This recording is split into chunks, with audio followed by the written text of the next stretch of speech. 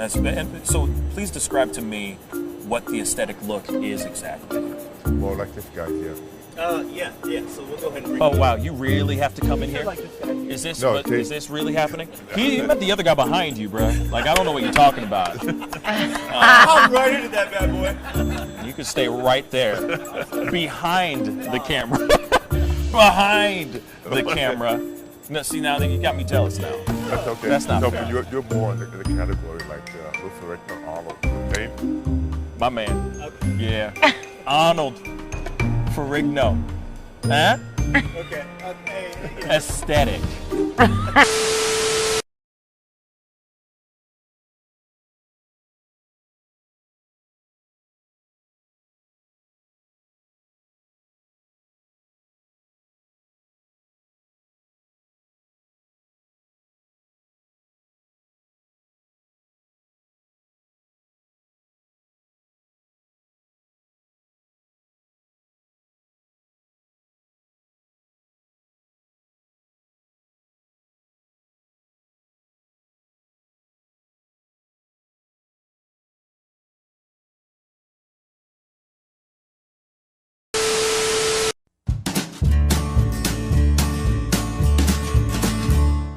That's great, partner.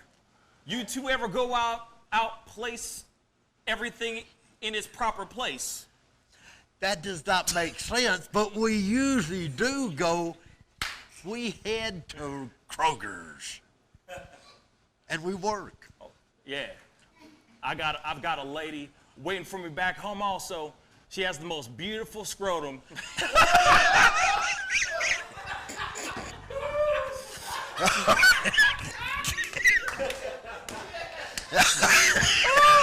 Oh, God. And when she sings, she sounds just like a puppy dog.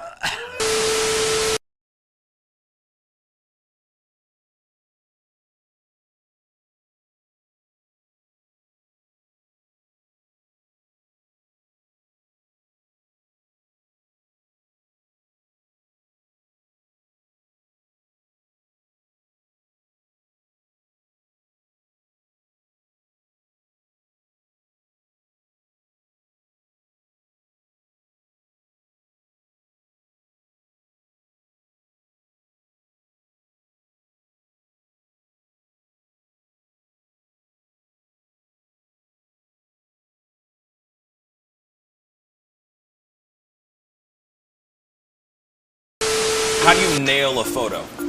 Just gotta get in the mode. You gotta talk with your eyes. Talk with your eyes. Talk with your eyes. You Okay, gotta so have the eyes can you show me a little bit of something, like to this camera? I would love to know how to do this. I just want to know. Well, How I do you do it? mean, Teach the me smile, something. You can get the sexy eyes. Then you know you gotta get the smile. Smile going on some shoes, but you know, Wait, hold up. you got. I gotta when it's try time, this with you. when it's Hold time on. to laugh, I gotta try you this gotta with think you. of something funny and start laughing. Do it again. Do it again. How do you do it? Teach me. Sexy eyes. The sexy eye. This is sexy eyes right here. Smizing? Smile. So you're smizing. Smile. Okay. And then you gotta get the. No, I look like I need to take a poop or something.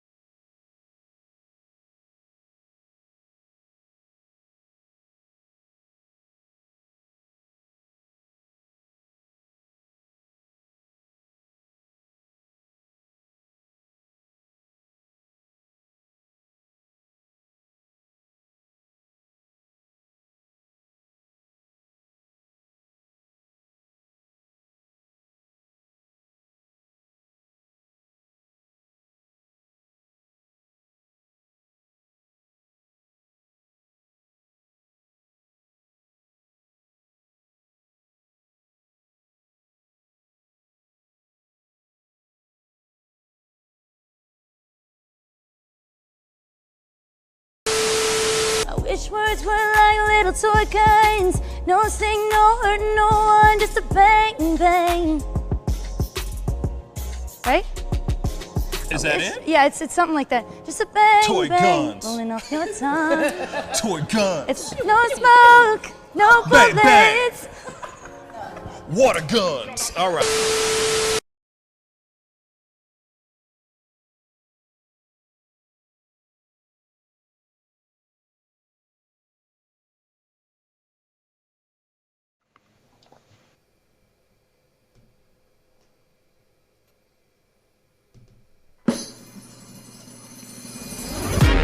Pascal, you are now rocking with that dude Pascal. We be going wild, Haitian in the building, so original. Got the haters catching feelings. Get your hands up to the ceiling and keep them held high. Cause St. Louis is ready. Forget about it, goodbye. Hold up, we just saying hi. Find somebody, rise up. Weekdays, catch us live. Somebody, let's go. Good morning, everybody, and welcome to the Pascal Show. Good morning, everybody. Good morning. I hope you guys are all doing well out there. You know what I'm saying? It is Monday. It is the start of a new, fresh week. So get out there and do something positive today just to get things kicking off right. You know what I mean? Set that boat off to sail in a great positive current. I don't know what I'm saying. Just go with me on it. Just say yes. Just say yes. Anyway, today is a very interesting one. I know it's very different. This morning, obviously, the show's starting a little bit later than usual for various reasons. One of the main reasons was because this morning I woke up and I saw actually it was last night, but last night, right before I fell asleep, before I closed my eyes, I saw an article about a girl getting pepper sprayed, a 9-year-old girl getting pepper sprayed. And I felt compelled, like I was really tossing and turning all night with these ideas, thoughts, and all that stuff, these emotions and everything. And I just felt compelled to do a very, very, very early pop-up video this morning. Hence the reason why I was like, I really want this video to just get some time to be seen, get some time under the sun. And we are going to be talking and discussing that in today's show, in this morning's show. But that's the reason why the show started late. I wanted us to talk, but I also wanted to get that pop-up out because I had a lot of stuff to say just myself. You know what I'm saying? It just really, I didn't really sleep much last night solely because of what I saw. That's how angry and how moved I was when I saw this footage. But we're going to talk about that. But I just wanted to explain why this was a late show and why there was a pop-up video this morning instead of this afternoon. So hopefully you guys can understand and roll with me on this. But anyway, we got my boys in the house. What is really nice is that everybody is here today. By the way, before I introduce everybody, happy Black History Month. Today starts. It is February 1st. This is the first of the month. So I'm very excited about it. We are going to be celebrating amazing, groundbreaking, talented, hardworking Black Americans that have done so many things to pave the way for us, for all of us, actually, through diversity, adversity, etc. So anyway, I digress. The fellas are in here. All of them are here. T, David, Jack, what a guan, fellas. What up, Pascal? What Happy up? Monday. Happy What's Monday, up, David? man. What's up, T? What's up? Good morning, everybody. Happy Black History Month. How y'all? It's Monday. It's snowy Monday. That's a response we just got there. Hello. No kidding. For the first time, there's no snow outside here. It actually melted all yesterday. That is I'm very nuts. happy, except running errands all day. You see, what's crazy is that you don't have snow, but T got a hell of a lot of snow. What's going on? Over here, there's a lot here. We have it's a lot more coming, by the way. I think it's like a 2 or 3 day nor'easter coming this way. So today schools are closed. So I'm here on time. Happy to be here. But we probably got about 6 inches last night. Woo. So probably another 6 to 8, they said. I was just gonna say. This week. Yeah. So what you say? What was that, Jack? What did you say? Yeah, so that's what she said. He took my joke because I was gonna say that's what David's girlfriend says. 6 is enough. You know what I mean? But I missed it. He just jumped right in. You guys are hilarious. You know what I'm saying? But yeah, 6 inches of snow, man. That's crazy. I know that New York got slammed as well. You know what I'm saying? So that's nuts. But I'm glad that you are here. Real talk. I'm glad you're here, able to jump on, especially with what we got going on today to talk about. Like I said, there's a lot to chop up about today. But I'm glad that everybody's doing well. I'm glad everybody is alive and kicking. And good morning to the chat. I'm finally looking at everybody down here. They're all starting to file in. You know what I'm saying? Good morning to all of you. There's a lot. Oh, there's something in my mustache. There's a lot to talk about. There's a lot to cover. We don't have a whole lot of time because a lot of us have to jump off a little bit, at our usual time. So let's jump into it, shall we? Today I did a pop-up video about this particular situation that happened in Rochester, New York, where a 9-year-old girl was pepper sprayed by cops. This girl was having an altercation, not a physical altercation, just a verbal altercation with her mom outside of their residence, I guess on the side of the road. They were having a fairly passionate argument with each other. 9 cops were called in. 9 cops were called in. And they, I guess the girl got scared and started to take off on foot. One of them went off, and one of the cops was able to get her, put handcuffs on her, and take her to one of the squad cars, in which they tried to put her in the car. Her butt was in the car, like she sat down in the car, in the squad car, but she was not willing to kick her feet in. So one of the cops at first started to warn her, threaten her, basically saying, hey, if you don't kick your feet in, if you don't comply, basically, we are going to pepper spray you. Just do it, or you will get pepper sprayed. One of the other cops said, hey, bruh, after many attempts of them trying to get her into the car, she's freaking out. She's screaming for her mom, or screaming for her dad. She's saying, I want to see my dad. I want to see my dad. She's threatening to kill herself as well. That was one added piece that I forgot to say inside of the in my pop-up video. So be sure to go and check that out. But she is sitting there threatening to say, she's saying all these things, and she's terrified.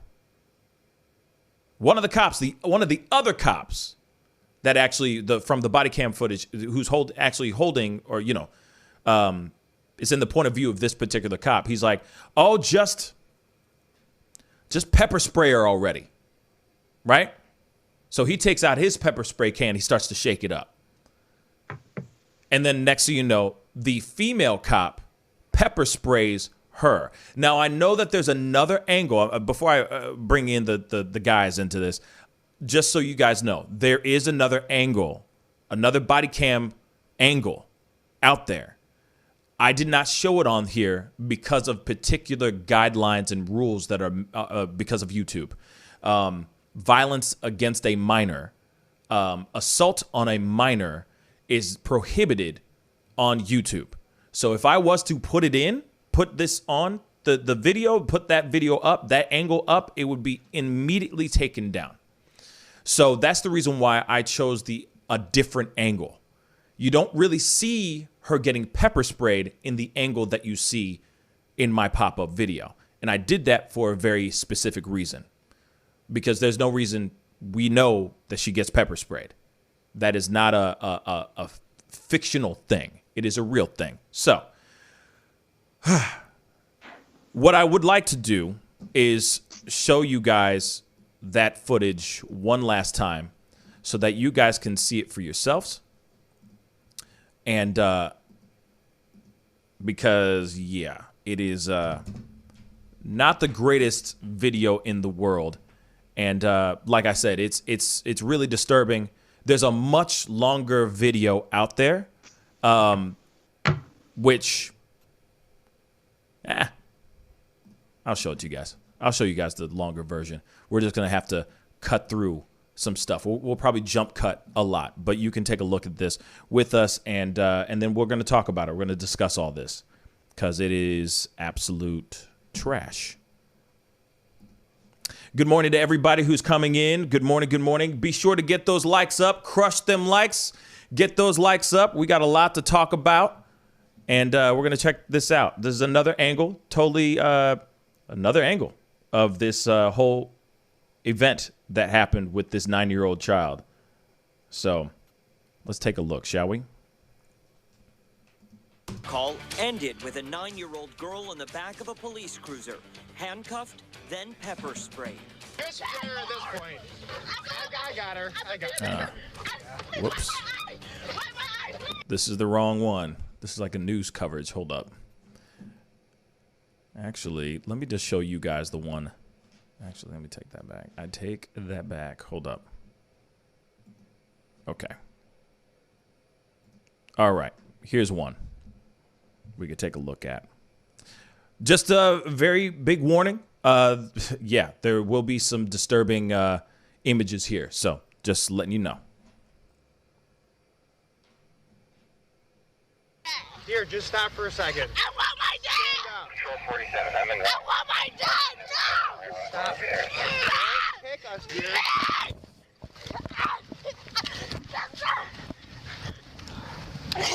Let me just say this really quick.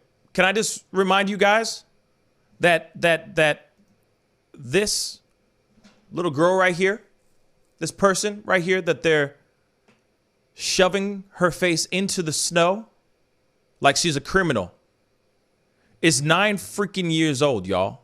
9. 1, 2, 3, 4, 5, 6, 7, 8, 9. She's not even in the double digits yet. She ain't even a preteen, yo. This is a 9-year-old girl. Stop! Oh my God! Okay. Wait, my mom, she's pregnant. Are you done? My mom pregnant. Oh, just so you guys know, I'm sorry for cutting it up so much, but I want you guys, I'm going to read what is being said here so that you guys can see. Are you done? Where is it? So, because obviously my face is covering it up. It says the girl was reportedly suffering from a serious mental health emergency. Is this how you treat somebody who's having a mental breakdown? If that is the situation, if she's having a psychotic break, is this how you treat a child that is going through something bad, that is going through a mental issue? Okay, I'm just... Okay, wait, my mom, she's pregnant. Are you done? My mom pregnant. Please don't let me go. I want my dad. Stop. Here.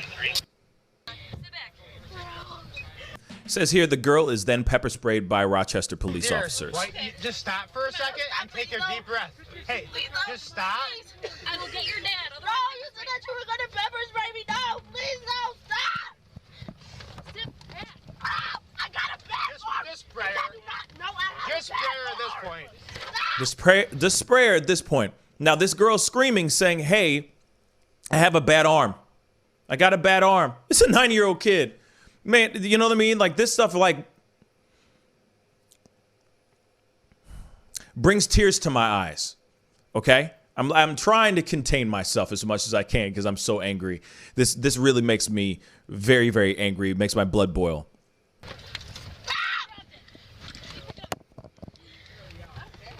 Dear. I got her. I got her. Please, wipe my eye. Wipe my eye, please. Unbelievable. Here's the another angle. They say, the police say the handcuffs and irritant were, quote unquote, required for the girl's own safety. You hear that? You hear what I'm saying, right? Let me repeat that one freaking more time. The police say the handcuffs and the irritant were required for the girl's own safety. So you're telling me You're spraying pepper spray in this girl's eyes for her own safety? The girl was already handcuffed. She's 9 freaking years old. She's tripping. She's never thought in her whole entire life, her whole entire little infant life, that she would ever think that she would be arrested, that she would ever be in handcuffs. Do you know how terrifying that is? That is a terrifying experience for a child, let alone for a child. For any person, you're having a panic attack, an anxiety attack. This girl's going, oh my God, oh my God, oh my God, oh my God. I'm getting arrested. Oh my God. And all the horror stories that she's ever heard about being arrested and going to prison or jail or whatever. Think about all those things that are going through her head at 9 freaking years old. And you're telling me that irritant was required for a girl that is 9 years old, who didn't put her hands on nobody, didn't hurt nobody, didn't kill nobody, didn't rob nobody. She is not a criminal. Ah!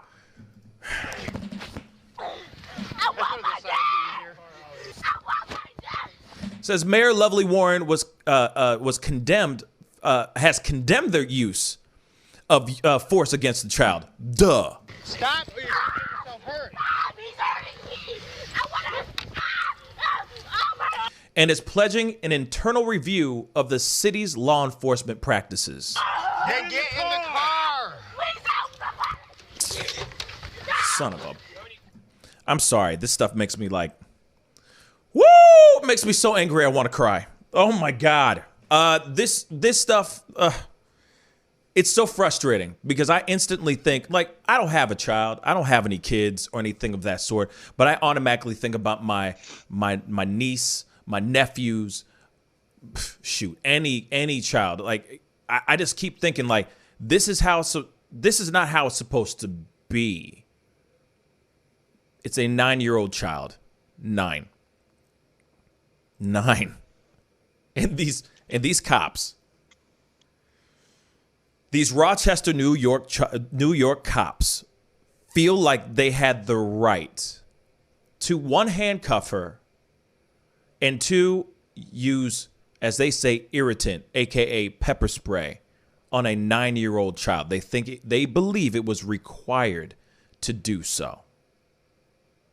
They treated this girl, this young girl, like she was less than human. Fellas, what are your thoughts on this? I mean, this is the worst thing that they could have done. I mean, the girl supposedly had mental health problems at the time, and they show up and they start manhandling her, dragging her across the ground, spraying her in the face, and basically kidnapping her.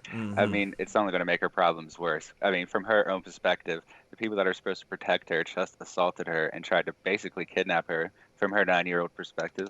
And it seems like she wasn't even the reason the police were there in the first place. It was something to do with her parents. So, I mean, it just seems like they're going out of their way to attack a child for no reason, and they're trying to, like, justify it to themselves while they're doing it, that she's not a child, she's just acting like one or something. That seems to be their line of thinking. And I mean, I guess that's what you have to convince yourself when you're doing something so horrible as that. There's no reason for any of it. I mean, she's a 9-year-old girl. None of that response was necessary, not even a little bit. It's a child. And I mean, this is going to make it worse. Now, she's not going to trust the police. She's not going to trust people that are supposed to protect her. And so, you know, it's going to cause much more mental problems in her future because she's just had this major incident that she's not going to easily recover over. And the police now offer their social services to the family after the fact to try and help them cope with it. But, I mean, they're just covering their own ass at that point because they did really bad. And their chief admits it as much. He or she, I don't remember exactly, says they have a 10-year-old child and that this is completely unacceptable, not at all appropriate, whereas the mayor kind of condemned it but didn't seem as offended by what actually happened. So, I mean, the fact that the police chief is upset by this is a good sign because hopefully something will actually happen to these officers. They should definitely lose their job because if they can't handle a 9-year-old child, they shouldn't be handling a situation that's more volatile where people can actually get hurt from the suspect, or they could hurt the suspect themselves. Like they could have hurt that girl a lot. She said she had a bad arm, and they're jerking her around. That's exactly how you hurt a child. I mean, they just seem like, in this case, that they're just a gang that shows up to kidnap a kid for no reason, and that's pretty much what it looks like. Yeah. Real quick before I throw it to the rest of the guys, Shauna Stagner on Facebook said, "I don't give an F about mental health problems or just being 9. She's a child. My God, I couldn't agree more." Jack, your thoughts? I mean, I have a 9-year-old kid. I can't imagine. One, if the parents are watching on the sidelines somehow, or even neighbors or anything, and not trying to intervene, like, it's beyond like any type of reasonable action to take against her. I mean, it sounded like the one cop was trying, that was there, like, and had his hands on her trying to get her in, was trying to be reasonable. He had it sounded like he had a level-headed, like, type of voice. And the way that he was talking to her, like, "Come on, you're gonna hurt yourself, please," but like, it sounded like he was trying to be more cordial with it. But then the fact that there was like 6 people behind him and 2 on the other side of the car, and then another cop car pulls up. I think it was just a sheer amount of people that were there, and I think it sounded like they were just like getting irritated with the fact that she wasn't getting into the car and that she was screaming and like, "Oh, come on, do it already!" Like, just get it over with, be done with it, come on. Like, the lack of patience and understanding, or any type of I don't know, just humanity in that situation. Like, she was a child. Like, and again, like you're saying, like, if they can't handle that type of situation, then you expect them to go into any other situation with a level-headedness. You know it's not going to happen. Like, they, I don't know. Again, is it a race situation at all in this? I mean, do you think that that actually enabled this to go to that point? Like, if it was a white 9-year-old girl, would it have been different? That's there's a lot of white cops that were there. There's a lot of white cops that were there. By the way, I do want to point out this too. This is the same Rochester Police Department that were under fire for the Daniel Prude situation. Daniel Prude was the one that was having a psychotic break because I guess he was high on some type of drug. I think it was PCP or something crazy like that. But anyway, he was out. He died from suffocation because he was butt naked out in the streets in the middle of the winter. And he died from suffocation because they put a spit bag over his head, and they did the same procedure like they did to George Floyd, except this time he was naked and they had a spit bag over his face, over his whole head. So this is the same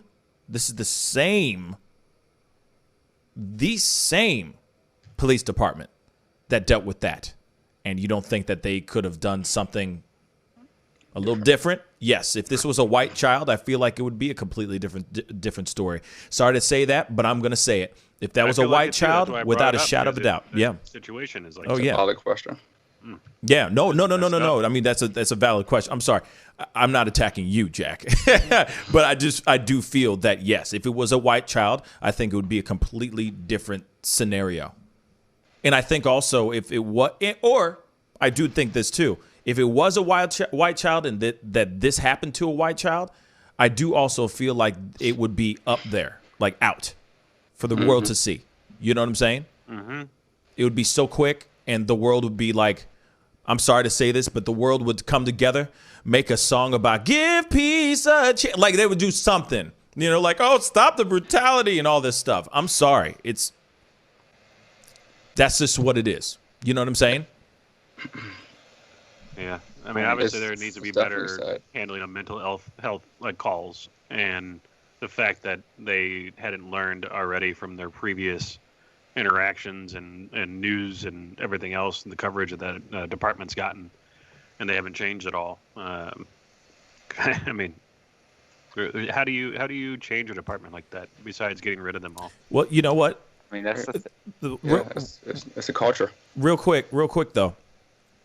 G Money did say something that I do sort of agree with. Okay, he just made a comment said, raise your kids and let them know that it doesn't matter if they're 70 or 10 or 30. Your actions will have consequences. And sometimes if you question society, you'll disappear in some parts of the world. Now, there's parts of the comment that I agree with, and there's other parts that I don't agree with. The part that I do agree with is that, yes, it all comes down to us teaching our children how to act around cops, period. Doesn't matter if that cop is really nice to you or if it's the most volatile, extreme POS out there. You know what I'm saying? I feel like nowadays we have to start. Hold up. I feel like nowadays we have to tell our children how to proceed when it comes to cops. I can't even believe I'm saying this.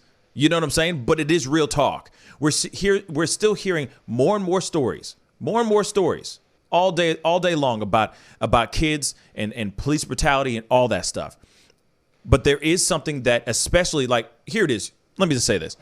A lot of us black parents are already having, it is funny because I'm going to use this phrase and it's used in other words, in other ways, because I feel like with white families, sorry to say that, but with white families, it's used in another way. But in black families, it's used this way. It's called, quote unquote, the talk.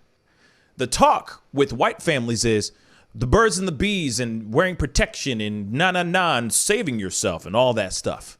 Black families, when it comes to the talk is really about, hey, you might get pulled over because you're, doing a DWB, driving while black. Here's the things that you need to do. Keep your hands at 10 and 2. Talk to them politely. Let them know when you're making a move for your glove compartment so you don't die. That's the talk for black families. Yeah, we have another talk. The sex talk. We definitely do. The birds and the bees. But you notice that it is a very common conversation nowadays, even more when you have in black families where they're going, okay, son, I can't even believe I'm having this conversation with you at 7, but we're having this conversation at 7. Here it is. This is what's going on. Cops be crazy sometimes. There are some good cops out there, but there's some bad apples out there. You need to proceed with caution. The fact that we're even having this conversation, the fact that we are even saying that this even exists is beyond me. Real talk. Facts. Yeah. I'm just like, this is disgusting. The problem is it's not just limited to this situation. Like, this is at least the 8th case this year where police have stunned or sprayed or arrested a child under the age of 9. I mean, not too long ago, they arrested a 6-year-old boy at his school. They drug him into the back room, searched him, arrested him, handcuffs, everything. Florida had a similar case. They arrested 2 children the same exact way this year. I think around February, it was like a 8 and a 6-year-old both, 2 girls that they ended up arresting. This has been going on all year, and it's continuously going on. I'm glad this one's got more attention than some of the others. I can guess at as to why, but ultimately, this is just a problem that just keeps happening across the board. It's happening, it seems, in every state and a lot of schools. And some of the other cases, I don't think they got as popular because they weren't as, I guess, basically it didn't have the racial split in most of them. It was usually a white boy or a black police with a black child. So I'm glad that this one has gotten attention, but this is really something that keeps happening every month, and we all need to be paying attention to this for everyone. It's become so much of a problem that, I mean, I could literally I did a quick search to make sure I had the ages right, and I ended up finding with easily a dozen incidences of children under the age of 9 being attacked this way by the police this year alone. And that was just a quick search. That wasn't an in-depth look by any means. Right. This is part of their culture, it seems. It's going to keep happening until we start looking at the way they deal with people altogether and start punishing them for abusing people, especially children. I mean, we've seen so many cases this year on video and otherwise where the suspected criminal ends up being a victim of the police, and that's ultimately all that happens. They go to the wrong place, they find the wrong person, maybe someone matched the description or whatever, and there is no attempt to be careful with these, it seems. That's why it just keeps happening. I mean, we had that girl we just saw dragged through the snow, seen children slammed against lockers this year by police, children stunned by police. It just, they've been attacking children at schools and in the streets everywhere this year, and it's absurd. Hits just keep on coming. T, thoughts?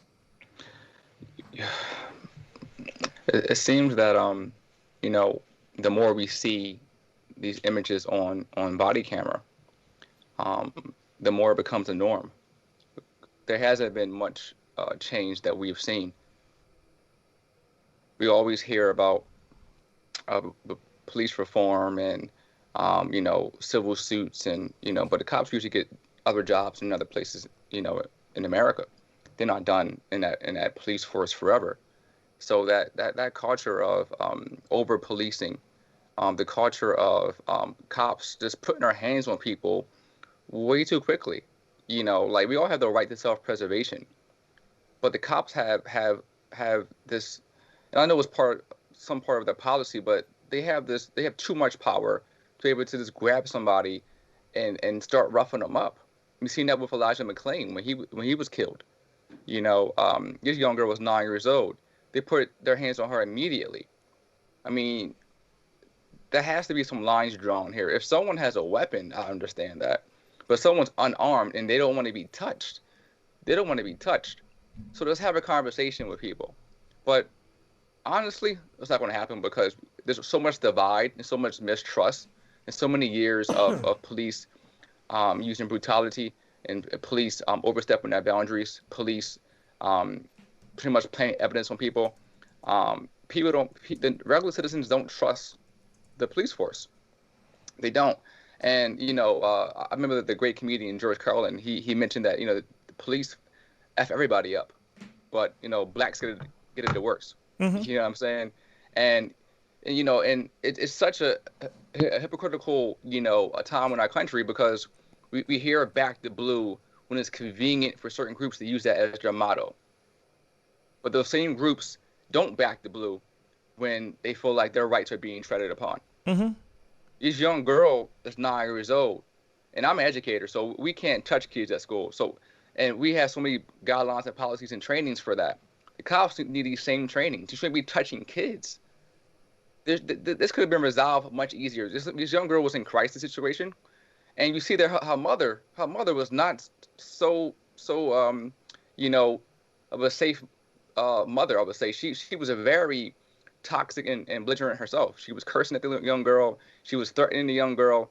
So the young girl wanted to escape that situation from her mom, and she wanted her father to save her. So she asked for her dad. It had been 25 times in the video. I watched the whole 15-minute clip. She asked for her dad so many times because she knew that her mother was not a fit parent, and there were custodial issues between both parents. There were. So this was a family problem going on. Supposedly, what the girl at least said was that, you know, why were you bleeding, Mom? Why would you stab my dad? So you already can hear there were domestic issues in that household, and all she wanted to do is find a safe place to go. But calling the cops isn't a safe resolution. It's just not. Cops react, you know, over aggressively, and their egos are in check the moment you don't comply with them. You can't force people to feel safe. You can't force somebody to calm down. It's a process of emotions. When someone's flight or fight kick in, they're in a panic mode.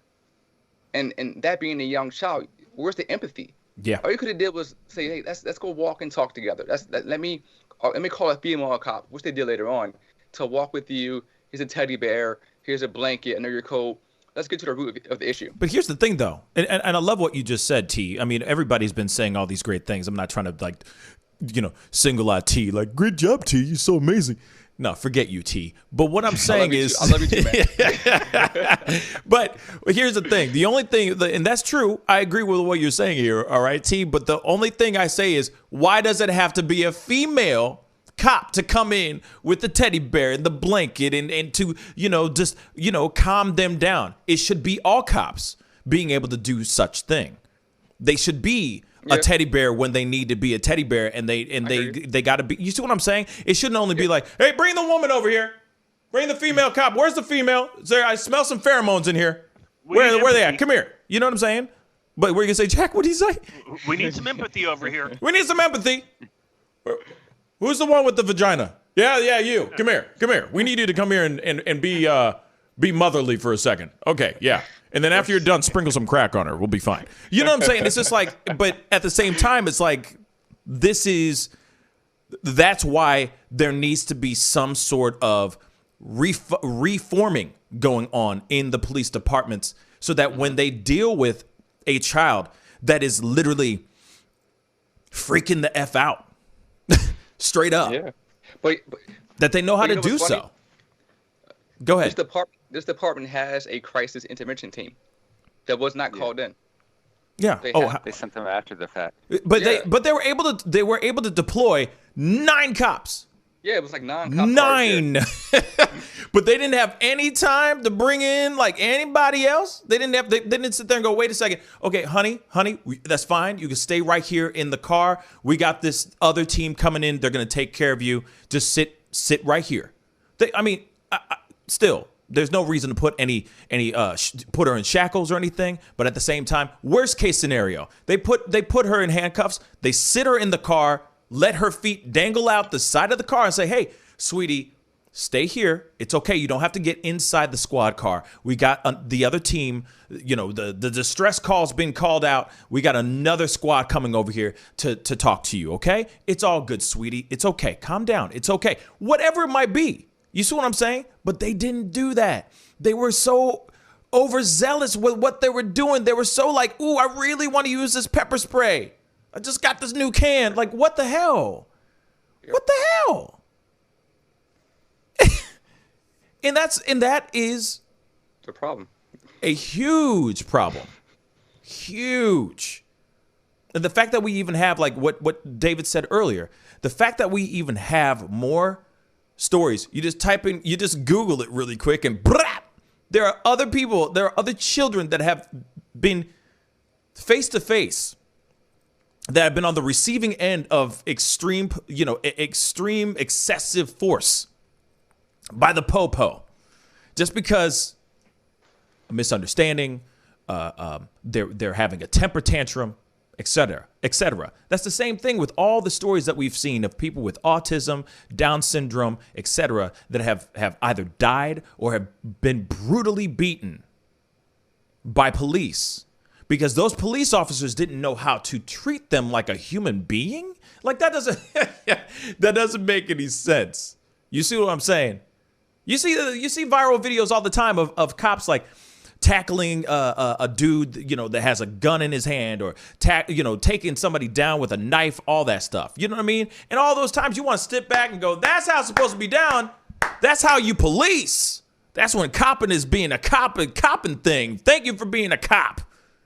But then when it comes to something as small and as simple as an innocent 9-year-old girl freaking out because of God knows what, they still use that same force. It's like, this is where the shock comes.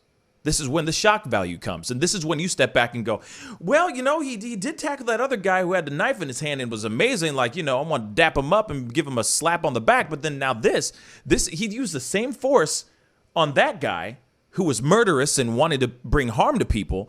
And this is just a girl having a fight with her mom who's just scared. And you're using the same stuff? Something ain't right here. Something needs to be fixed inside the department. Oh, by the way, I want to point this out to you guys, because I know that maybe some of you guys hadn't seen the video or only heard it from what I showed you and all that. But let me point something else out. T did say something about, hey, why didn't they, they could have brought in a girl, the female cop, to give her, calm her down, bring in those motherly instincts. Guess who the person was that pepper sprayed her? A female mother-loving cop. So, I didn't see any teddy bear or blankets or dandelions and daffodils and unicorns when she walked over. She was the one threatening the girl, the little 9-year-old girl, with being pepper sprayed. She was. Then the other guy's echoing her, going, I just pepper spray her already. Just get it over with, to the female cop. And then the female cop is the one that pepper sprayed her. You can't make this stuff up. You can't even write this stuff. You know what I mean? Nope. Cops need to figure out, police departments and whatnot, especially Rochester, New York's police department, definitely needs to sit down and figure out what the hell they're doing up there, because that situation could have gotten worse. That situation could have turned deadly. Please fire them. No pension, no administrative leave, none of that BS. They did something wrong. Throw them out. Period. This is one of the cases where they should get rid of their immunity and allow the family to sue them for their actions. I mean, this is a perfect example of why police shouldn't have immunity to being charged for their actions, because in a lot of these cases, especially with children, they're not obeying the law in the first place. They're breaking a lot of laws that are supposed to protect the children, because police are still supposed to follow the laws. They get away with not doing it, but they're still supposed to. And they're just basically abusing children. These aren't people that just need to be fired. They need to be punished in some way, or like made an example of. Prison, maybe short-term in prison or a huge fine, something like that. This isn't okay. I mean, a situation like this could have easily ended with a child being injured and needing to go to the hospital, like a broken arm. You hear it all the time from like abuse victims, which is basically what's happening here. She's an abuse victim. You know, the parent, or in this case, the police, jerk them by their arms to get them to the right place and hurt the child permanently for the rest of their lives, an injury that doesn't go away. These people need more than to be fired. Fired isn't enough. They do need to have some sort of criminal as well as civil punishment. Yeah. And I think this is a great example of people that they could make it an example of. Yeah. We always hear about defund the police, but when we use that term, maybe defund the police should mean if you're criminally charged with abusing your powers, your pension is gone, because their pension is everything to them. So that's defund their pensions. Simple as that. I couldn't agree more. You know, but we got to. For the pocketbook. Oh man, go for the. Ooh, that's the other thing. You know, if all else fails, yeah, go for the monies. You know what I'm saying? The family, most definitely, I see a lawsuit happening without a shadow of a doubt. And there's no way that they're going to lose. No way. Unless there's something else that we don't know. Like I said, there's still information out there. I'm sure this is still a developing story. But from my understanding, period, that shouldn't have happened. And I could see them suing the hell out of that police department for sure. And I see a lot of money coming. But anyway, we got to jump into this next story. We got to go into some world news. There was a coup that happened. I can't even pronounce the name, but Myanmar. See, Jack, you can't even pronounce it right either. Myanmar. There was a Myanmar coup that happened, and we got to talk about this. Jack's got the story. What's a guam, bruh? So, Myanmar's military has detained the current leader, Aung San Suu Kyi, in a coup. And I guess over the last several years, there's been a back and forth. This isn't the first time the military has had a coup in the country, but the country's civilian leader is now being detained, and who knows what that means? Probably in a jail cell somewhere, or being interrogated, or who knows. But the army announced that power had been handed to the commander-in-chief of the armed forces, and that it was declaring a national state of emergency for 1 year. And so several state ministers were also detained in the capital of Nai Piada. And according to the spokesman for the governing National League for Democracy, was the one that giving some information out. The move comes months after increasing friction between the civilian government and the powerful military, which is known as the Tatmadaw, over election irregularities. So I kind of brought this up, saying that when we were discussing this beforehand, was that they were saying that there was election fraud because the military there also runs as its own political party. And they were saying that there is election fraud, and that's why they didn't win. But just like here in the U.S., they couldn't come up with any, data or facts or supporting evidence of their statements. So instead of going through the courts, they just went ahead and took power. So the two powers, they basically have been attempting to share power since the 2015 elections. And that was the first openly contested poll since the end of military rule. So yeah, it seems like it's this coup's been in the works for a little while. They definitely wanted to get back into power. So yeah, well, I guess we'll see what happens. But I guess this is an area that's been kind of back and forth for a while. I don't know, David. Do you have any other information on this? I'm not too familiar with their background of government and everything else. I don't know if either of you guys have any more details. Yeah, I mean, the country's gone through several coups over the past few years. It is a place where the army, or not the army, but the military is a major political factor, and they have decided a lot of the president or leaders in the past. There have, like I said, there have been several of these coups, or at least attempts. This one is a little different in that there is not much violence involved, which is good. They have arrested the leader, so that one's a little different. I don't think that one's happened before. They successfully arrested the leader, so that does change the dynamics of this one. I might be wrong on that though, but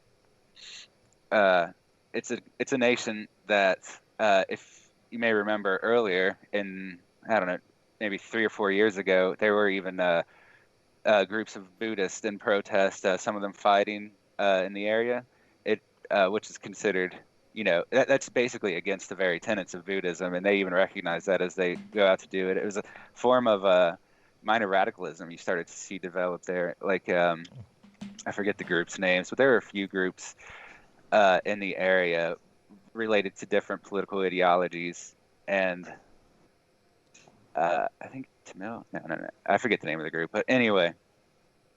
So the military has often had an active role in the government, and this actually probably won't be seen as unusual by the people that live there.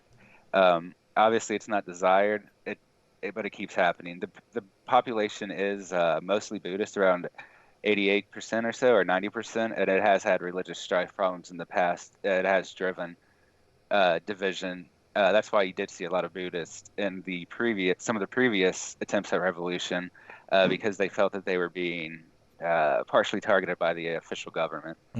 So I guess we'll still see how this goes out, but hopefully it doesn't break out into full fighting in the streets, which has happened several times in the past. Yeah, there's definitely some embassies around the world that have people like protesting outside of the embassies. I guess they said that there is, without evidence, they claim there is 10.5 million cases of potential fraud, such as non-existent voters. And they called on the election commission to publicly release the final polling data. So the military basically used part of their constitution that said that in a time of emergency, times that they can take power, and that's what they've done. So there's a lot of like China is putting out things saying, we want you to, respect your rule of law, and The U.S. has condemned it. UK's condemned it. So there's a lot of people, any other, main world power is saying that, you shouldn't mess with the election and that it should stand. So it's going to be interesting to see, if there's any other outside influence that gets put onto it, or if it's just one of those things where it's in the news now and then we don't hear about it for 6 months. Yeah, that's very, very true. I just think it's funny or very interesting that this was, I'm sure this is what they wish happened on the 6th of January. A successful attempt, a successful coup. They attempted and they failed miserably. But I feel like that's one of the things that they were hoping for. And the fact that it's almost the same kind of story of like election fraud, but they have no proof, etc. It's just it's a very interesting story, and of course, as things go on, I'm sure we're all gonna keep our eyes closely focused on what's going on over there, because the story I'm sure is gonna keep developing. Haiti, for example, that's where my family's from. Haiti has had several coups. It is known for their coups, okay? And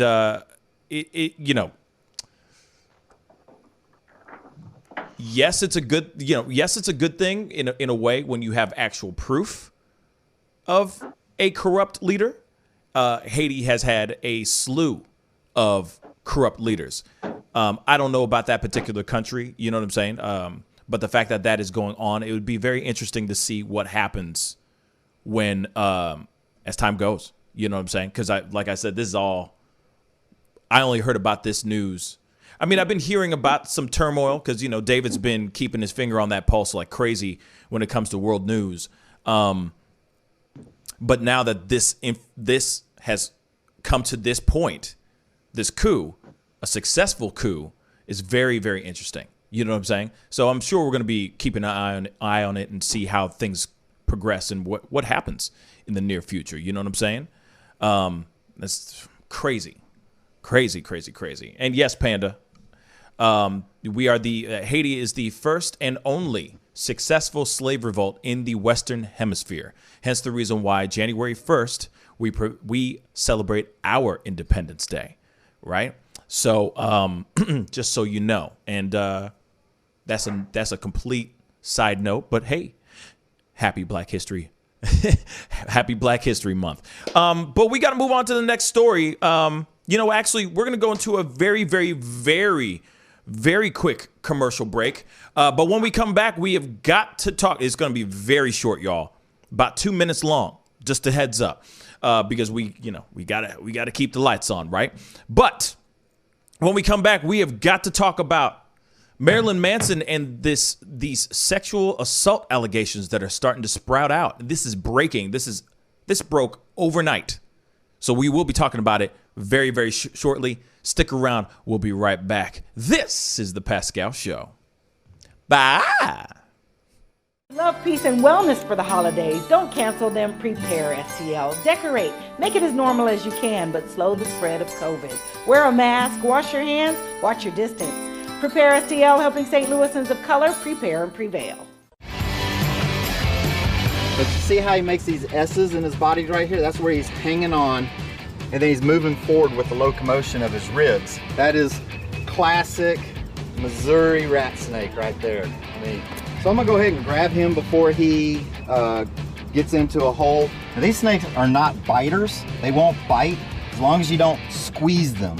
If you just stop them like this, it'll freeze them, and then you just gently pull them back. As long as you don't squeeze them, they won't bite. Yo, Mike, what's up, man? Guy? Good to see you, man. Yeah, so Sugar Fire. Yeah. Fully open, right? Yeah, we're pretty much open. So you can't sit inside yet. Monday you can sit inside a little bit. We'll have 25% of the tables inside, and then we're letting it rip outside. So I know that there's a lot of people really concerned about staying safe and all of that. So what are you guys doing in regards to that? Well, we have extra people to clean and rub everything down all the time. Everybody inside's wearing masks. And we have those little stickers on the ground so everyone can stay 6 feet apart. Right on. The tables are all spaced out, inside and outside. Sugar Fire, open in full effect right now. They're staying healthy, they're staying clean. Go get you a rack of ribs. Sugar Fire, open right now. Thanks.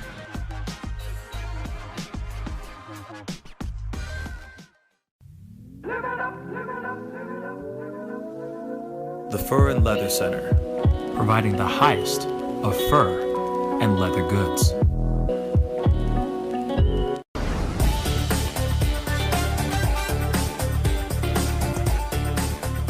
You're gonna perform tonight? I can't make this interview boring because this man is too exciting as a host.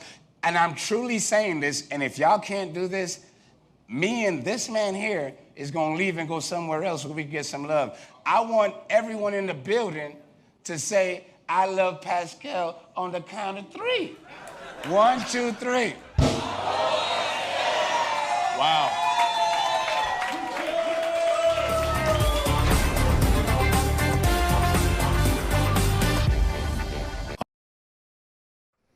Hey, welcome back, guys. Thank you guys so much for sticking around and being a part of the conversation today. If this is your first time checking out this show, please go hit that subscribe button. I do this show Monday through Friday, 9 a.m. Central Standard Time, and I do an evening show Tuesday through Thursday at 7 p.m. Central Standard Time. So please hit that subscribe button. Don't forget to hit that like button down below this feed and jump in and join in on the Pascal Show family chat. It'd be great to have you over there and hear your voice. All right, we got to jump into this conversation. This is a new one. This is breaking as well. This broke late, actually early this morning, late Sunday night or whatever. Marilyn Manson. I'm sorry. If you don't know who Marilyn Manson is, he was a big rock star, goth rock, alternative rock in the 90s during that time. Well, he's still wearing makeup, just so you know, in case you were wondering. Is he still in all that pale white makeup? Well, yeah, apparently he still is. But also, here's something very interesting. He's being accused of sexual assault by one of his ex-wife. His ex-wife, Evan Rachel Wood. Now, if you don't know who Evan Rachel Wood is, Evan Rachel Wood, talented actress. She's in the show Westworld. She is the lead in Westworld. She plays the main android or the main robot on that particular show. I don't know if they got greenlit for another season, but they were a very popular show on HBO for a good long time. And she does a very good job with that show.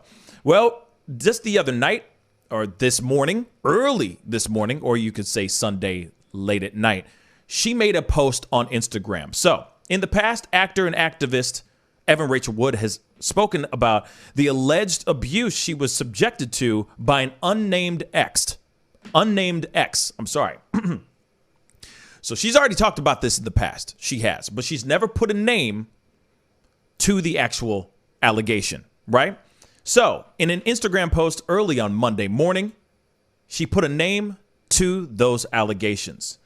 In this post, and I'm quoting her post, she said, "The name of my abuser is Brian Warner, also known to the world as Marilyn Manson." This is what she said. She continues, "He started grooming me when I was a teenager and horrifically abused me for years. I was brainwashed and manipulated into submission. I am done living in fear of retaliation, slander, or blackmail. I am here to expose this dangerous man and call out the many industries that have enabled him." That's a heavy one right there. Sorry. And calling out the many industries that have enabled him. Just saying that out loud one more time. Before he ruins any more lives. I stand with many victims who will no longer be silent. Now, in a show of solidarity, at least 4 other women posted their own allegations against Manson, detailing harrowing experiences that they claim included sexual assault, psychological abuse, and or various forms of coercion, violence, and intimidation. Manson, of course, has denied similar allegations in the past. His representatives were not immediately available to comment, but his team has categorically denied similar accusations in the past. And of course, the article is going to be investigating and trying to find more information as this story develops. And of course, we already know she's 33 years old. She's the star of the HBO show Westworld. And she started dating. This is very interesting. She started dating the shock rocker Manson when she was 18 years old. And guess how old he was? 36. 36 years old, y'all. Twice her age. All right? And my experience with domestic violence was this. Toxic mental, physical, and sexual abuse, which started slow but escalated over time, including threats against my life, severe gaslighting, and brainwashing, waking up to the man that claimed to love me, raping what he believed to be my unconscious body. I kind of stuttered that, but I'm going to say that again. Waking up to the man that claimed to love me, raping what he believed to be my unconscious body.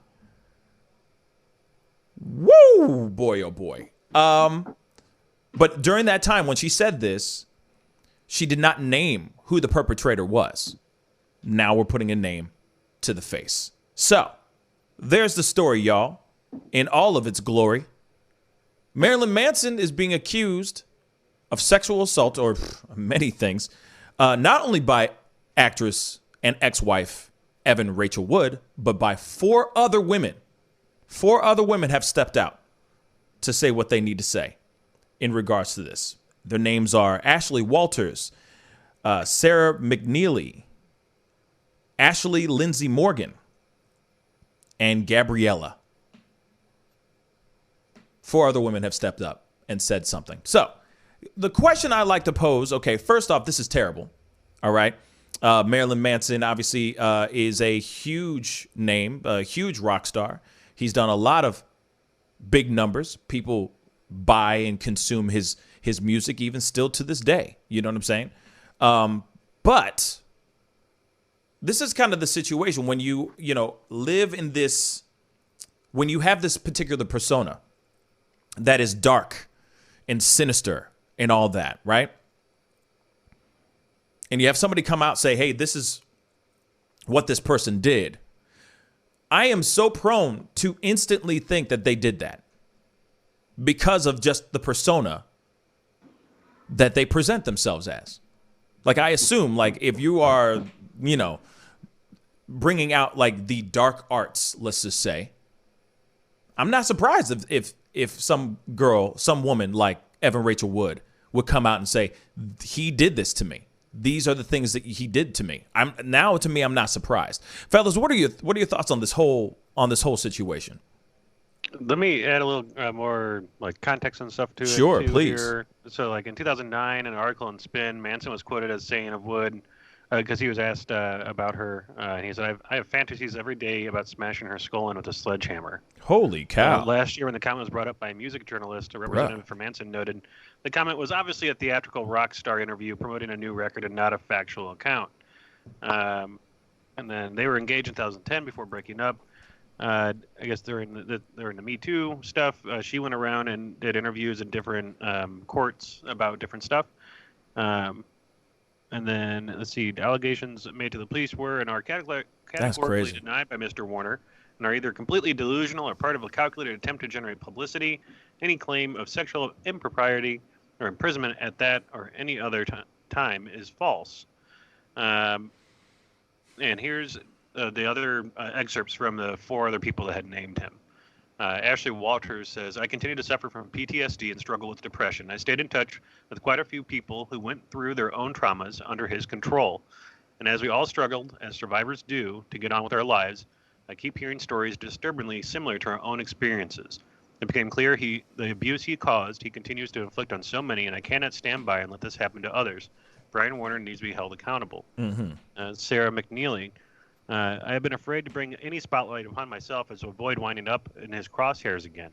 As a result of the way he treated me, I suffer from mental health issues and PTSD that have affected my personal and professional relationships, self-worth, and personal goals. I believe he gets off on ruining people's lives. I stand in support of all who have and all who will come forward.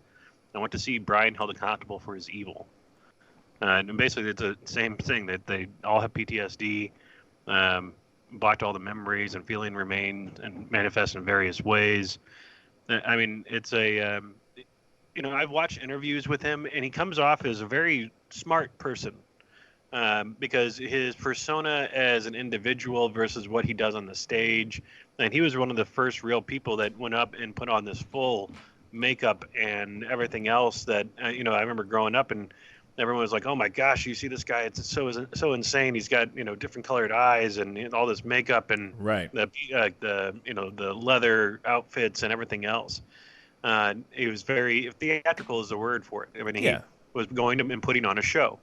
But it was a very dark show. So to think that he doesn't have a dark personality and that the inspirations that he has in those videos doesn't come from somewhere in his mind, and that he's not sitting there thinking about those things, and maybe he wants to do those music videos because that's his way of getting it out. But I imagine that there's a lot of stuff that he probably practices at home to get things right. So I don't know. He's a very unique, I guess is the word to put onto him. Individual. Yeah. I mean, that's the reason why he's Marilyn Manson and nobody else is. Yeah. You see what I'm saying? So that's why he is who he is. But at the same time, like, when it comes to this kind of stuff, this is not a surprise to me. You know? Now, these are all allegations. We only know what's going to happen. You know what I'm saying? We're only going to know what's going to happen in time, right? Like, we only know what is being told. That's what I'm trying to say. I'm sorry. We're only going to know what is being told. You know, now it's a he said, she said type of situation rather than, you see what I'm saying? So, but then again, it's like him saying something. See, that's what sucks about, like, when you have a persona, right? When you have a persona, you're out there to put your whole thing in and all that, and you're making money, you're selling records, you're kicking ass and taking names, and then suddenly, you know, you go on a interview and maybe you're heartbroken, and I'm just playing devil's advocate here, and you're trying to sell records, and suddenly you say something shocking because that's kind of what you're known for being. That's what you're kind of known for being. You know what I'm saying? Like, songs and verses that are just dark as hell. You see what I'm saying? So then it's like, I'm not surprised if he says something like that, but then it sucks when it comes back to bite you in the ass. You know, I would love to smash your face in with a sledgehammer. That's really freaking nuts, first off. But at the same time, though, it sucks that it's kind of coming. You know what I mean? Because you never know. Maybe behind closed doors, he's wearing everything from freaking Banana Republic, and he smokes out of a freaking pipe and stuff. You never know. He reads Shakespeare and listens to Mozart all day long. You never know. You know what I'm saying? You never know. He could be the complete antithesis than what his persona that he puts out there is. There's that possibility too. Yeah, a Mr. Rogers. Mr. Rogers, right? Yeah, you know what I mean? He's like, hey, let me take off my loafers and throw on my house shoes real quick. You know what I'm saying? Won't you be my neighbor? You know what I mean? You never know. I'm guessing like Pee Wee Herman was a good one. Exactly. Oh, but that was it's like the exact person he probably is. But here it is though. What sucks about Pee Wee Herman is, just so you know, Pee Wee Herman got caught with his D in his hand. I heard that. Yeah. He got caught with his D in his hand, not a P file, not a P file. He was at an adult film theater, and he was watching some ish, and he got caught. He got caught with his ding-a-ling in his hand. You see what I'm saying? He be stroking to the east. You know what I'm saying? He got caught. It's total antithesis than the you know what I mean? Total antithesis, but he got caught. He was caught doing that stuff. No P file. He just was exposing himself out there. Right? So Marilyn Manson, or Brian Warner, hasn't been caught red-handed. Obviously, I'm not sitting here saying that Evan Rachel Wood is lying or anything, but I'm interested to see what happens as time goes on. You see what I'm saying? What kind of proof she has or anything of that sort. And the fact that, like I said, his lifestyle, and what you just said, Jack, as well, his lifestyle might bleed in to, like, not his lifestyle, I'm sorry, his art most definitely probably bleeds into his lifestyle, for sure. So this is not a surprise to me, you know? And I don't think she would be the type who would just, but you never know nowadays. You know what I'm saying? Like, that would just put out these false accusations. David, thoughts? You're muted. Yeah, this is like one of those cases where it's a little hard to tell because his whole persona is this weird guy that does strange things, but at the same time, it doesn't seem like he's like Ozzy Osbourne, where he really is just this burnt out crazy person that eats bats' heads on the stage or something. Like, he still seems like sorry. Isn't it funny? Because Ozzy Osbourne, for example, will sit there and then he goes on stage and he's like, yeah, and he's perfect. You understand every word that's coming out of his mouth, but he's in real life, it's weird. It doesn't make sense. He's lip syncing, obviously. But anyway, continue. Continue, David. Yeah, so sorry. Yeah, in his interviews, or a few that I've seen, he seems like he's still in control of himself, which suggests to me that it is still an act. Some people in chat have said that he's, they've met him and that he's a chill guy, which makes sense. I mean, he's been in this career for a while. If he's able to keep his act away from his real life, which does seem to be the case, it might just seem like two totally different people. So it's kind of hard for me to judge because I don't know what kind of person he is in real life. I just know his persona. Right. Based on his persona, it makes sense that he would do this. See what I'm saying? Yeah. Yeah, and that's what I'm saying. Like, it's kind of tough to instantly go, oh yeah, he's definitely some terribly abusive nightmare of a human being, because he built a persona that definitely is synonymous to that kind of behavior. But like I said, he could be, every day he wakes up to songs like lollipop, lollipop, oh, you know what I mean? He could be like really into knitting and baking gingerbread cookies and stuff. You know what I'm saying? Like, he could be completely different. Well, according to the chat, we have Jojo Bob, who says that he knows him personally. His name is Brian. He met him in the 1990s at a club in Hollywood, Florida, and he never struck him as being abusive, and quite the opposite as the stage man that he is. So his persona is all show. That is. Follow this. I put a link on here. You watch this a little bit later, but it's basically 10 interviews that Marilyn Manson did with different main newscasters and stuff. And like every response, because they always try to pin him in to be like, oh, is this stuff necessary? And isn't this just, pure, beyond what, needs to be done? And, but every time he comes back, he's very level-headed. He's very well-spoken. It's what you wouldn't expect coming, just because he has a mask on, you don't expect him to be talking that way. Right. But then again, we all love Mel Gibson. Yeah. And yet he'll be on a freaking voicemail going, I hope you get AR'd by a bunch of N-words. Yeah. Suddenly he's some bigot, and you're like, wait a second, he was standing alongside with Danny Glover. He was with a black dude in that movie. He's the racist mother. He's the biggest racist, bigoted son of a whatever. And then all of a sudden you got, I hope you get R-word by an N-words. Like, what? So that, you know what I'm saying? You can have somebody who is just jolly good old Saint Nick and a freaking devil in real life. You know what I'm saying? Yeah. So in a way, it's kind of like, all right, you just never really know. And then, same thing with Evan Rachel Wood. She could, I'm just playing both sides of the spectrum here. She could literally be telling the absolute 110% truth, or she is going, the way we broke up was unfair. So I'm going to get him somehow.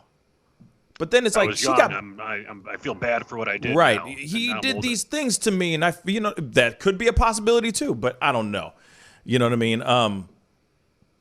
Shay's got a good point. I know that Rose McGowan, she was on Charmed and a whole bunch of movies. She was kind of like a B movie queen for a long time. Rose McGowan was with him for a long time. I guess the ongoing question is, why did she break up with him? Was there abuse involved there too? And also, Rose McGowan is someone who is big in the Me Too movement. Huge in the Me Too movement. And she hasn't said anything yet. So I don't know. It's a very interesting piece of information that we're going to have to see as the story develops. You know what I'm saying? I mean, she's become pretty much the face of Me Too Yeah. as well, since that other woman kind of dropped it because of Biden. The Rose McGowan came in at that point and knocked her out, and she seems to be like the go-to Me Too person right now. Yep. Which, just because of that, I might be wrong, but I would think, given what she's doing, that if he did rape her or do anything like that, she would say it. I might be wrong, but just given how vocal she's been about everything, and even like working against her friends when they don't do the whole trust women thing, she seems very consistent in her beliefs on this. I kind of think she would say something if it happened, but that's just a guess from me, really. Yeah. I feel it's interesting that he's best friends with Johnny Depp, and like is the godfather to Johnny Depp's daughter. How fitting, right? Another person that's just recently been in the news. So, imagine that. Imagine that. That would be. Maybe they were both at the same parties. Maybe they were all hanging out. Maybe they were all doing the same copious amount of drugs that Johnny Depp had on site. Sharing the same lines and stuff like that. You know what I mean? And I'm not talking about acting. You know what I'm saying? Or maybe, or maybe Amber Heard had a conversation with Evan and said, hey, Evan Rachel Wood, and said, hey, let's, or maybe she's tearing a page out of Amber Heard's book. I don't know. But to me, it doesn't seem like Amber Heard looks like the type that would lie. Sorry. She looks like the type that would lie. Evan Rachel Wood doesn't seem like the type that would lie fabricate something like this. But then again, you never know. I don't know who she is. I've never met her. I don't know her from a can of paint. But at the same time, we're going to have to sit back and wait and see what the story is as the story develops, because I'm sure this ain't over. We ain't done with this story yet. You know what I mean? We've only just begun. Okay? But moving on to the next story. We got one last story. We got to talk about these stimulus checks before we run off. David's got the story about these stimuli. You know what I mean? I want my stimulus check, yeah. You know what I mean? I want that stimulus check, yeah. What is the story about that, David? What's up? All right. So just a quick background. You may have heard earlier that Biden was going to do the executive orders to increase the last stimulus payment to $2,000, which means that for those who already got the $600 check, it's basically a second $1,400 check that he's going to be sending out, or at least that's what he wants. And in response to that, initially, the bipartisan congressional group that focuses on that said that they wanted him to actually work with Congress instead of doing everything through executive orders, because he's gotten a little bit of heat from some of the GOP and others that he's passed so many executive orders. I think it's unprecedented how many he's passed so far. And so some GOP people are like, oh, not just GOP people, a few of the far left as well are pointing out that that's not okay. So instead of meeting with the bipartisan committee, for some reason he decided to meet. He still might meet with that committee, but so far he hasn't said he will. But what he ended up doing is meeting a group of 10 Republicans, or he will be today. He might have already done so. They didn't give an exact time, but that is his plan for today, is to meet with these 10 Republicans and discuss his $1.9 trillion plan for the stimulus release, which is also part of the budget plan. So the GOP group, which he will be meeting with, is led by Senator Susan Collins, she wrote to Mr. Biden on Sunday requesting the meeting, saying that they should have a full exchange of ideas. And she goes on to say, speaking for the whole group of 10, we appreciate the president's quick response to our letter, and we are pleased to accept his invitation to the White House tomorrow afternoon to discuss the path forward for the 6th bipartisan COVID-19 relief package. And the offer that the Republicans are putting forward is roughly $618 billion. It's about a third of the package that Mr. Biden is seeking, President Biden. It says Mr. for some reason, but President Biden will receive. That plan calls for $160 million for vaccine development and $132 billion for expanded unemployment benefits, with $220 billion for a new round of direct payments. Under this proposal, individuals making under $40,000 would receive a direct payment of $1,000. Couples filing jointly would receive $2,000, with an additional $500 being paid for each dependent child or adult. Individuals making over $50,000 and couples making more than $100,000 would not be eligible for payments. And the extended unemployment payments are similar to what we heard before with the GOP plan a couple months ago, which is basically $300 per week on top of the state benefits that you're already receiving from unemployment. And most of your unemployment comes from the state. So this $300 federal stimulus would be on top of that. And they go on to say that, the group goes on to say that, in the spirit of bipartisanship and unity, we have developed a COVID-19 relief framework that builds on prior COVID assistance laws, all of which passed with bipartisan support.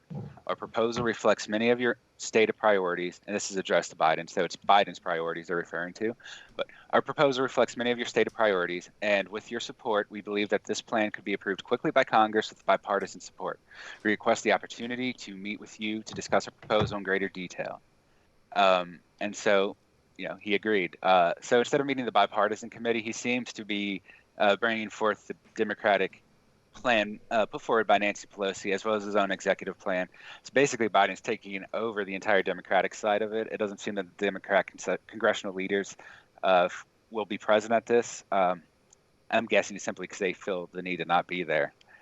Because no one has requested, as far as I can tell, and everyone, Nancy Pelosi seems to be okay with Biden taking the lead now that he's president on the stimulus diplomacy. Previously, Nancy has been the head of it while Trump was in office, as far as the Democrats are concerned. And Biden has said he's open to these ideas. He still has an executive order for the $1,400, but that it looks like he is willing to meet with anyone, according to him. And he said that he does want to end up working with both sides, even though so far he's been working through executive orders. So this meeting is probably the best chance we get for, maybe the only chance we get for a bipartisan stimulus check, which is good. It's not strictly needed to be bipartisan because the House controls it now. So if Nancy works with Biden, which she most likely will, Biden could get his plan passed without much effort.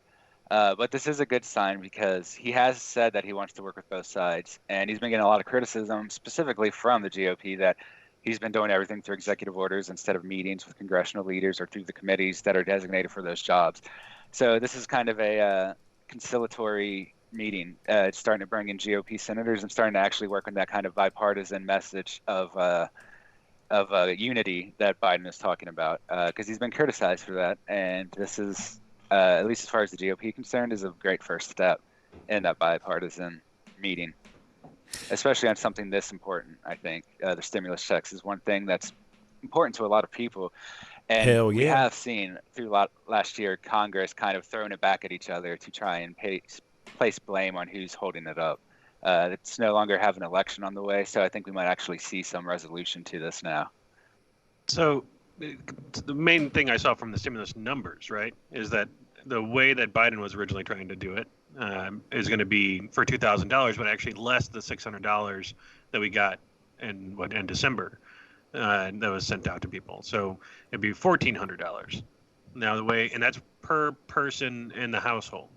So the kids weren't limited to $500. Now the new one that they're trying to push is for $1,000 per adult in the household, and then $500 per dependent up to three kids. So instead of giving a household, say you have 5 people, and instead of doing that and giving people $7,000 because you're getting an additional $1,400 a person, now you're going to be getting $2,000 or $3,500. So half of the amount of money that you would have gotten, basically. And how long is that going to last for, right? For most of these to remind you, if you make over $50,000, you do not get a check. $150,000. On the new one, they were limiting it $150,000 that then they want to be checks sent out to people. Okay. But the big thing I saw is that, so this is one way to do it with them, because if they get the 10 people, and that's why it's important that 10 of the Republican side came over, because they need the 60-vote majority to be able to push it through. So this is saying, hey, we have 10, you won't have any issues, this is something that can be pushed through right away. The other way that they're trying to do the bigger package is through reconciliation. That's avoiding everything, because it can surpass the filibuster and go with a simple majority vote, so it doesn't have to have 60 people to vote for it, and it would get passed because there would be enough within the Democratic Party to be able to pass it. And so through reconciliation, this can be done once a year, and through this passage of a certain budgetary legislation in the Senate, and it typically does a 60-vote supermajority for the passage of most legislation in the Senate. But reconciliation provides a process to prevent the use of the filibuster and thereby allow the passage of a bill with a simple majority support in the Senate. It also exists in the House of Representatives, but it has less impact on that body. It can be passed on spending, revenue, and federal debt limit, and the Senate can pass one bill per year affecting each subject. Congress thus can pass a maximum of 3 reconciliation bills per year, though in practice it is often passed a single reconciliation bill affecting both spending and revenue. So it's pretty interesting to think about the different ways that they might go around it. But action is needed. This is now another, as each month passes, is another month the people that have been out of work or using what little money that they might have had saved up is gone. It's good that there's been moratoriums put on evictions and things like that, but again, it's not that money won't be owed. It's just being pushed back. So people need. There's a large group of people that need help. Food lines are a real thing in the U.S. now, and people are out looking for help and they need help. So either way, I think that they should do the bipartisan thing, and then I think after that they should do reconciliation. And I think that they resolve it, and there's other people out there trying to get monthly checks out to people that need it the most. And that'd be reflecting other major countries that are doing this to take care of their citizens. I'm very surprised at the difference of how the U.S. has treated the situation over other main countries. And so it is very interesting how America has been approaching trying to keep people afloat or lack thereof. But then, like we've talked about it on multiple occasions, how the rest of the world is treating this pandemic and how people can't work and all that. And they're much more giving, let's just say, than America has been to the American people, which is one of the reasons why I feel like there's a lot of people that are angry as hell, man. Yeah. Let's add on to all that other stuff. People are sitting on their hands with nothing to do but come up with crazy conspiracy theories because they don't have a job. Then they're losing their minds because they don't know where the next paycheck is or where the next dollar is going to be coming from. They can't work. Unemployment's starting to, bleed dry and all that. And then, we're sitting here going, ooh, people are excited about a $600 check. $600. That's nothing. It's nothing. Exactly. That's not. Honestly, Go ahead, David. What's up? I think if Congress hadn't kept messing around with the stimulus checks before, like they have been for about the past 7 or 8 months, we probably wouldn't have even had the sixth, right? They wouldn't have had as much popular support. I don't think people would have been angry enough to show up if everyone was actually getting paid to stay home, if you know what I mean. Like, if the checks are coming through, I think the vast majority of the people that supported the thing on the 6th might have just been content to stay home, because the Congress has continuously been losing favorability, even though it was already abysmal. It keeps going down. And it's an unfortunate truth that usually when the congressional branch of a government gets that little trust, that is the kind of environment where you see coups in. And so if Congress had been working for people longer and people actually trusted Congress and the government to do what they want, take care of them, I don't think the 6th would have even happened, to be honest. I agree. Good point. I agree. But I feel like America needs to look, the government needs to look at all the other countries that are treating their people with a whole lot of love. Like they actually matter to their country. Hey, you guys make the world go round, so we're going to give you guys a couple thousand, a month instead of, we'll give you $1,200 here. 9 months later, we're thinking about it. We're thinking about it. 2 months later, we're going to give you $600. Where they already pay, like citizens already pay such high taxes. So like their schools are free, healthcare is free. So like they have the money to kind of give back to the citizens. Here, with capitalism being such a huge thing, the greedy people are never going to give money back. You know what I'm saying? Like not willingly. It's too much. Trash. There's too much greed out there, and you see like the stock market. What happened this past week? That's a prime example of the greed, and the people fought back, and you see like the tables are turned, and how they were like on suicide watch on Wall Street. But like at the end of the day, this country is really it's not even like we always focus on racial things, but like behind all that, it's truly a gap in socioeconomics and class. The richer want to be richer, and the more money they get, the bigger gap there is between us, regular people working our asses off, and them. Couldn't agree more. And that's, it's funny how, you got the Wall Street thing going on with the GameStop and with Reddit and AMC, all that stuff. And Robinhood, let's not forget that. They just want to keep everybody struggling and starving for the next dollar, which is ridiculous. They don't want anybody. They don't want to see us succeed. You know what I mean? They don't want to see us succeed. DJ Khaled. You know what I mean? They don't want us. They don't want us to do these things. They don't want us to make money. It's ridiculous. It's very frustrating. The whole thing is very frustrating, and that's why it's kind of like, all right, we are in a situation where we can't really rely on the government to save us. We have to save ourselves. But even when we try to save ourselves, they try to shut it down, baby. They try to shut it down, and that's jacked up. When you suddenly figure something out, they go, oh, no, wait, what are you guys doing? You're doing the exact same thing that we do all the time. Shut up, just sit down. No, you're not gonna secure this bag. The hell's wrong with you? What's up, David? It's kind of a rumor level, but a lot of like stock organizations are starting to push this idea that Redditors are investing in the silver to bring up the value again. And the kind of prevailing conspiracy theory is that this is basically like Wall Street hedge funds trying to convince people to invest in silver so that they lose all their money and then they can short sell silver. They're the biggest owners of silver. They're actually making money by having people buy it.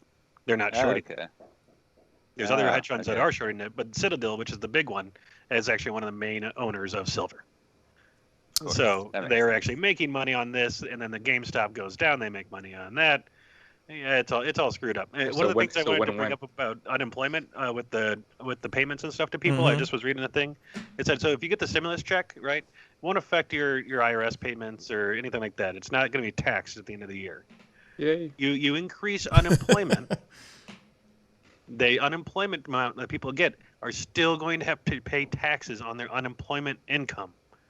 So that is not something that people are going to be expecting when they go to pay their taxes. And they're like, I made more money being unemployed than I was at my other job. And now all of a sudden they got all this, this end of the year tax, benefit to them that now became a, burden. So what they thought was helping them actually was just in the end going to be, screwing them over, just like their house mortgage is being, pushed off. Delayed. Isn't it funny? That's why everybody's like, oh, yeah, we got this money. And you're like, wait a second. They're going to come back. It's going to come back in some way. This is going to come back to bite you in the ass. As much as you're sitting there going, oh, thank you, Lord, for the $1,200 of free monies. They're going to find a way to bite you in the ass again. We're going to say, T? Yeah, nothing's free. Love is. Sometimes. I don't know what kind of relationship you got, but yeah. Well, there's sugar daddies and sugar babies. Let's say that. Expensive, I would say. Man. Shoot. More bags and mall shoes. Shopping all the time.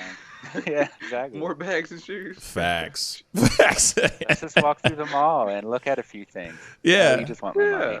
Yeah. Let's go window shopping, baby. Let's go browse. Really. If your girl calls you daddy, that is a financial situation right there. That's financial love. If she calls you daddy, you doing you more than giving her that D. You're giving her that M word. It's called monies. Sorry, not sorry. Even if you're a parent, you're paying toys and activities and sports. So yeah, it's going to cost. Facts. Oh, it's so sad. It's so sad. I tried. Yeah, you tried. I tried, man. And you guys dismantled it so fast. Damn. I'm hopeful. Even one more step, like church, like going to get God's love, is going to cost you some money in offering. No kidding. Wow. You got to tithe, right? Make sure you tithe. You know what I mean? You got to tithe 10% of what you got to the church, to God. so that he can give you what you need. Wow, that's so messed up. You just destroyed my life. You just destroyed my whole entire life. My life is completely destroyed. It's only context. It's only, no, hypothetically speaking. It's just hypothetical. Life is completely destroyed. If that money's really for God, aren't they supposed to burn it so he enjoys it? That's what the Bible says. Yes. He's got to set that plate on fire after every donation round. Exactly. If you did that pastor with just one tear, you know what I mean? Yeah, like I want to go in the back real quick and burn this. Yeah. But you guys got to see. Sure. I'm going to go burn this real quick. You know, that's the incense, actually. That's that incense that they use. Just going in, you know what I mean? Oh, you know what I mean? Oh, my God. Anyway, that's the show, guys. I really appreciate all y'all for being on. Family, to all y'all in the chat, thank you guys so much. Fellas, thank you guys. Jack, David, T, thank you so much for being on the show today. Thank you. Yeah, man. Great to see you. Yeah, man. But we, of course, thank you to all that were on today and being a part of the conversation. Sometimes we got to talk about things that are really hard to talk about. You know what I'm saying? And we started off with a rough one this morning. But it was nice to just be able to talk about other things and just kind of let it be what it is. But if you haven't done it yet, please go hit that like button down below. Don't forget to crush that subscribe button. We are marching through 28,000 subscribers, y'all. We are in the 28s now. Holy cow. You know what I'm saying? I can't wait to see 30. You know what I'm saying? So if you got any friends that are interested in finding some new content, some new conversations, a fresh look at some things, and a place to just laugh at some stuff, we sometimes laugh at people. You know what I'm saying? At their expense. So please tell them about the show. Tell them to go subscribe and be a part of this wonderful family called the Pascal Show family. Anyway, it's time to get going, guys. Be good to yourselves. Be good to one another. And I'll see you guys in a pop-up video, I am sure. All right? Take care of yourselves. This is the Pascal Show. Bye.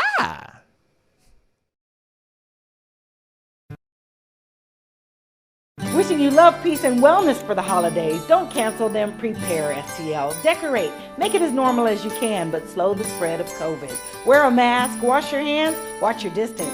Prepare, STL, helping St. Louisans of color prepare and prevail.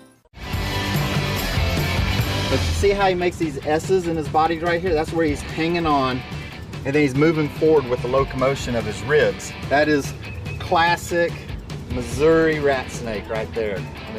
So I'm gonna go ahead and grab him before he gets into a hole. Now, these snakes are not biters. They won't bite as long as you don't squeeze them. If you just stop them like this, it'll freeze them, and then you just gently pull them back. As long as you don't squeeze them, they won't bite. Yo, Mike, what's up, man? Guy? Good to see you, man. Yeah, so Sugar Fire. Yeah. Fully open, right? Yeah, we're pretty much open. So you can't sit inside yet. Monday you can sit inside a little bit. We'll have 25% of the tables inside, and then we're letting it rip outside. So I know that there's a lot of people really concerned about staying safe and all that. No, so what are you guys doing in regards to that? Well, we have extra people to clean and rub everything down all the time. Everybody inside's wearing masks. And we have those little stickers on the ground so everyone can stay 6 feet apart. Right on. The tables are all spaced out, inside and outside. Sugar Fire, open in full effect right now. They're staying healthy, they're staying clean. Go get you a rack of ribs. Sugar Fire, open right now. Thanks.